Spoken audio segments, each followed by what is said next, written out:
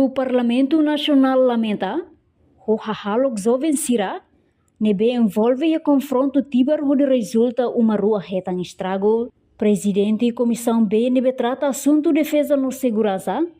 Deputado Domingos Augusto Decker Hateteng baseia ba informação husi comando PNT Katak confronto ne entre jovens sira husi arte marcial no arte ritual. Sira provoca malu banhira fila husi inauguração Gruta Sagrado Coração de Jesus iha Ermera iha domingo kalan lorun Ronulo Resin 5 fulan janeiro ne. Nia considera aktu ne hatudu atitude ne beladia tambah ho hahalok hirak ne resulta comunidade balung ne uma hetang estrago inclui carreta. Formação de hal hetang diusi comando Polícia Nacional do Oeste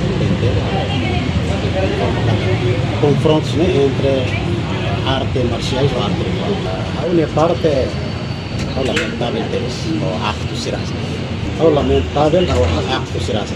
Da maneira que a russo a nessa comissão deve responsabilizar a área a defesa e segurança, né? A cara aproveita, alerta nós, das jovens sira, lá liga de organizar o grupo para depois a sobre o grupo sira. Essa sana de atitude de lá dia, lá ia benefício vai ter aí.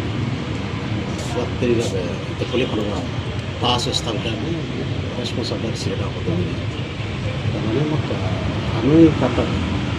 O governo em esforço reativo à organização segurança